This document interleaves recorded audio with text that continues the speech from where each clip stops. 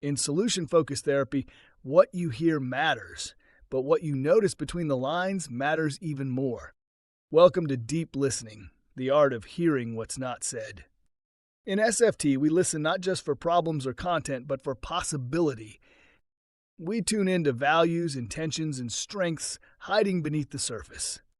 When a client says, "I can't take this anymore," we don't just hear pain. We hear endurance.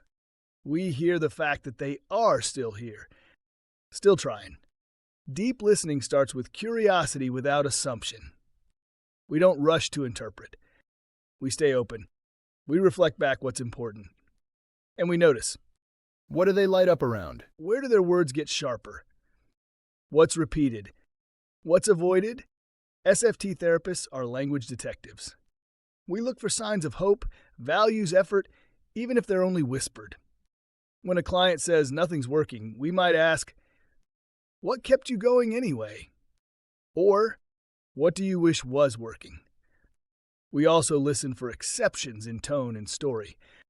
That moment when the voice softens while recalling a peaceful memory.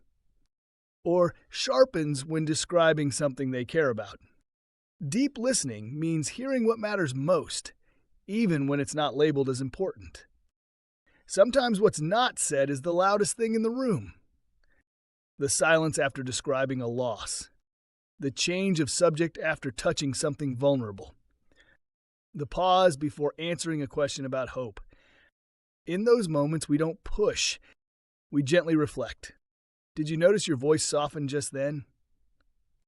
Or, it seemed like something shifted when you mentioned your daughter. Can you tell me more? These reflections signal safety.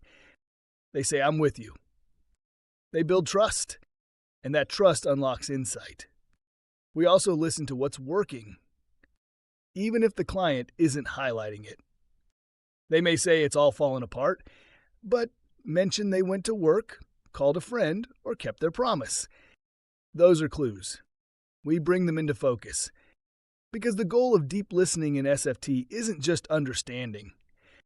It's revealing the foundation that change can stand on. So how do we practice it? We slow down. We ask better questions. We leave space. And we remember that even in the most painful stories, there's a thread of resilience waiting to be heard. So listen carefully. Not just with your ears, but with your presence. Because what's unsaid might just be the most important thing the client brings into the room.